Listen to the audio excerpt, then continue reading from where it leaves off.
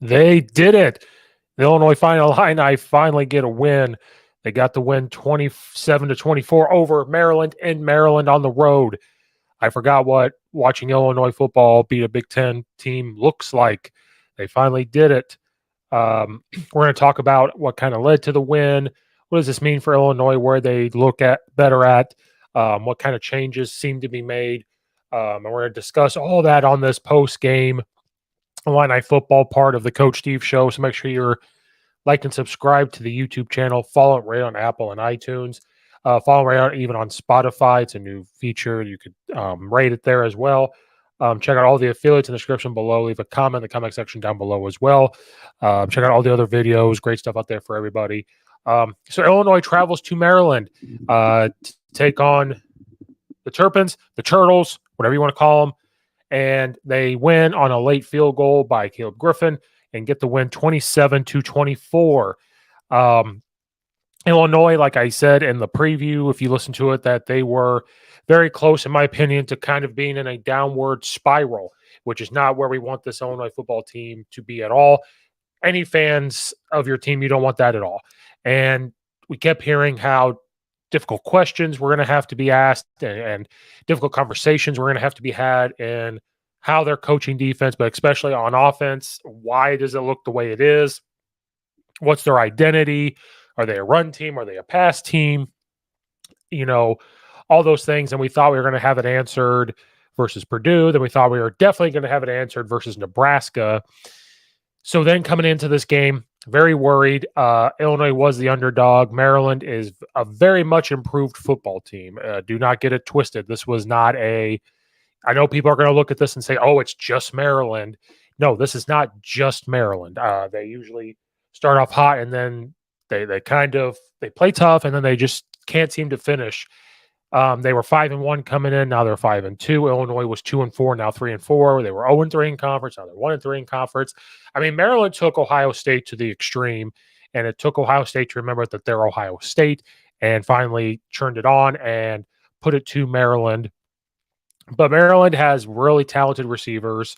They have a fast defensive line, and with Illinois struggles pass protection wise and the non-consistency of running the football and the turnovers from Luke Altmaier and interceptions, you know, what kind of questions, what kind of stuff are we going to see? What kind of questions are we going to have answered? And one thing that I noticed was defensively, they did pressure Tagovailoa, and I thought that they were able to do that, you know, when they needed to. And big moments, they were able to move him around in the pocket. Now, he is athletic. He can move around. But I said in the preview, if you can move him and get him away from the pocket and somehow disrupt any type of rhythm that he would get into, you're going to put yourself in a good situation. And I thought Newton got a lot of pressure. I thought we started to blitz a little more. Watching the game and then rewatching it, I felt like the defense is finally starting to find itself. And dare I say, because I never want to keep comparing the defense to last year's defense, dare I say our secondary corners and safeties were making the type of plays we were used to seeing last year. They were being very physical with the receivers. They were poking the ball out. They were making life a lot more difficult in the deep pass. So dare I say they were making, you know, Sidney Brown and Witherspoon, you know, all those type of plays. I dare I say they were making those type of plays versus Maryland today. And that's the type of confidence that we need to start seeing from our secondary and our corners and safeties. Johnny, you know, Newton's going to do his thing. Randolph was out, but I thought they got pressure.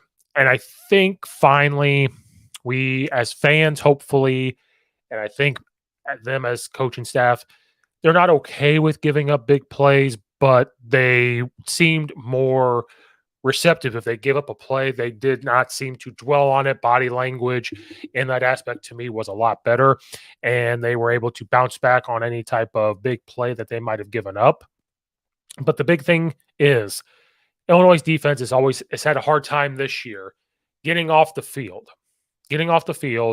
and especially on third down. Maryland, they kept 5 of 15 on third down. And that's a way to keep your football team in it to compete and, you know, come away with a victory. And so to keep the third down, 5 of 15. That is huge for that Illini defense. And that's because they were very physical with the receivers off the line. They were making those, last year-esque type of plays that we were used to seeing on defense. And again, any type of first down or some type of big play they were okay with. They responded better. Maryland still got their yards. They were 380 yards, still a lot. So that's why I'm saying I think, even in this game, they kept bringing up last year's stats for the defense for Illinois.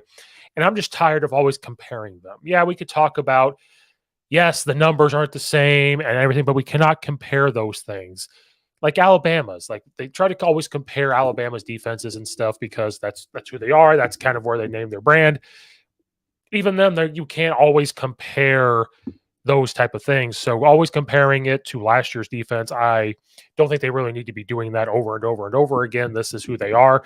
They're trying to, continue to play and get better. We're young, experienced playing wise in certain positions, but they were getting pressure on Tua, or not Tua. They got pressure on Tagovailoa, and they really got off the field 5 of 13, 5-15 for third down for Maryland is huge. And I just thought that they were rallying to the football a lot better. They caused a fumble in a crucial moment there. Maryland did have the ball maybe just a slide of over a minute longer than Illinois. But they made the tackles when they need to. They made, like I said, a lot of plays deep down the field. And I thought that was a big difference in the game. From that defensive side of the ball, like I said, Tagovailoa got his stuff, 27 of 39, 266 yards and 2 touchdown passes, one coming late. But, they're going to get theirs. They're very talented. And Maryland's not a bad football team. And so you're looking at it saying it's just Maryland. It's not just Maryland. The big story was, what's the offense going to look like for Illinois? And they played complementary football. Cannot speak today. They complemented each other, and it wasn't, well, we have to run the ball so many times as we pass the football. They finally had a little bit of a run game with Caden Fegan. He is the true freshman. He had 84 yards rushing on 19 carries. Reggie Love III was out. McCray was out, so they had to rely on him and Adrian Lowry. And then they also had to rely on some zone runs and the GT big run that Luke Altmaier had on that GT read down after the quarterback while they run GT counter, or he can keep it and run. He looked way more poised in the pocket. I thought he looked more back in command of the offense that we saw way back in week 1. Even during the scrimmage, I thought stuff like that we started to see from that side of the ball. Luke Altmaier was 16 of 28, 206 yards. He had 2 touchdown passes. Isaiah Williams finally got a touchdown this season. He did have the interception. I thought it was a huge pass interference. Like he tackled him as he was catching it, and so I don't really, he's going to get the blame for it, obviously, on the stat sheet, but it looked like the guy got tackled and it was tipped. So it is what it is. I don't know if you're going to necessarily say it's his fault. And then Luke Altmaier, obviously, he had 13 carries on those zone reads and a couple scrambles for 29 yards. His longest was 26. So he ran and did those zone read balls in certain good situations. Illinois was 6 of 16 on third down. You want to see that be a lot better. They just were not getting, in the first half, they were getting more third down and shorts. And as they went along, it started to become third and longs. But they had 337 total yards, which, again, the offense just seemed a lot better. A total of 131 rushing yards. You finally got back to, I think, this should be more of an identity. You even saw like a 13 personnel one time. You saw the tight ends involved. They were able to spread the ball around a little bit. Pat Bryant, Casey Washington, Isaiah Williams, Fegan, like they all had catches. The big catch there at the end that they needed to get down and hit the field goal was huge. 61 yards for Pat Bryant. Casey Washington had 60. Isaiah Williams chipped in with 43. Pat Bryant was that wide open touchdown pass, the longest of 44. So they were able, this is not going to be an offense that's going to go out there and score 50, 60 points and maybe not even 40s. But if they can play that tough on defense and then on offense, just be able to run the football, do short passing games. That's another thing I noticed, unless somebody was wide open, a lot more short passes for Luke Altmaier. And I think that was always, I've said in pre-games and talked about Illinois, that's the key, where if you do short passes, play actions, it will allow him to see the football be completed, and it allows some confidence and then play. If you're running the football and they realize that the running back is a problem, and if Luke Altmaier can do some zone reads or any type of run read, it doesn't matter what it is, they have to account for that. And I'm not saying you have these design runs for them because you don't want to take all these hits, but you have that in the arsenal. They understand it. They got a game plan for it. They have to look at it. The big takeaway, because another one that's talked about a lot, was the offensive line. Now, I know some sacks were given up. Luke Altmaier was moving around the pocket a little bit, and people don't understand that as a quarterback, if you start to take off a little bit early before, it will change the direction, of the defensive line, which way they are going, and then the offensive lineman thinking the quarterback's right behind them. They move one way, now it's going to jerk them one way or the other. I personally thought that the offensive line played a lot better. I thought they played a lot better blocking wise. And you could say what you want about the sacks. I thought overall pass protection was a lot better than it has been in previous games. I noticed a lot of full man slides where you're sending all five one direction, and then the running back is picking up the D gap defender or the C gap defender. If there is no D gap defender, where if you're calling something to the left, all five linemen are sliding to the left unless they have a C and a D gap defender, because then the running back's got to pick up one. Those are good for longer passes, but they're also good for quick game. And the only part of that is that you might lose your running back out of the backfield. You can chip and go for that. That's why sometimes people necessarily don't do the full man slides all the time. But Illinois has to figure out a way to get the pass protection back. And I noticed a lot of that slide protection and sliding that protection into blitzes or into a overhang blitzer put Luke Altmaier in good positioning, which allowed him to get rid of the football. And then the times that they did some type of big on big pass protection, I thought the O-line held it up. I thought it held up for what has been going on this year. Was it perfect? No. But what kind of helped them get that confidence? Well, they were running the football. Now, like I said, the numbers aren't staggering, popping out at you, but they were running the football a lot more effectively. And that allows some confidence for that offensive line because they're running the football. They can feel how tough or what kind of push they're going to get from the D-line. Now, when they pass protect, they are getting more confident in that part of the game. And then when they know that Luke Altmaier is completing some of those passes, they continue to get more confidence. And I thought just overall the offense looked a lot better. This is what Illinois is going to see, what they're going to seem like.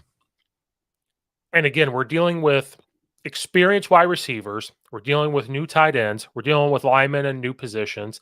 We're dealing with a new quarterback. If we had Tommy DeVito back, I would expect us to score a lot more points. And then if we had healthy running backs, I would expect us to score more points. With Luke Altmaier still trying to feel out this offense, still trying to be that leader in the pocket, in the huddle, the lineman pieces of where they're at, new tight end. You have a true freshman running back there until they come back healthy. This is the type of offense that we're going to look like.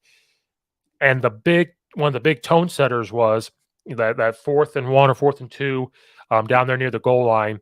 Maryland calls a timeout. Coach Bielema gets talked into going for it. They were going to kick a field goal. They got talked into going for it. Went for it, ran it in. Boom! You got nothing to lose. I mean, you're 2-4. What are you going to lose now?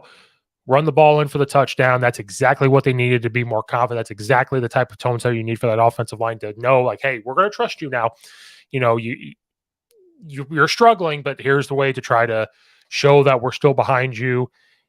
And just body languages and everything looked a lot better. They really needed this win. You could tell the relief from Coach Bielema, Coach Loney Jr., Coach Aaron Henry, Josh Wimman, the athletic director, and the players. They really, really needed this win. And it was a big win. I don't want to hear it was just Maryland. Like, this is a good Maryland team. They needed this win. Finally, they get a win. And hopefully, as the schedule goes on, it is a schedule that they can get some wins. I wish they would have got the one versus Nebraska. They'd be set up into a different spot. Wisconsin's going to be a tough one. Minnesota's still tough, but Indiana, Iowa, Northwestern, there are some games there that they can still win. We're still looking at a bowl game. I don't know about the Big Ten Conference Championship or anything like that. Iowa sitting 3-1, 6-1 overall. Wisconsin's 4-2, 2-1 overall. but you never know.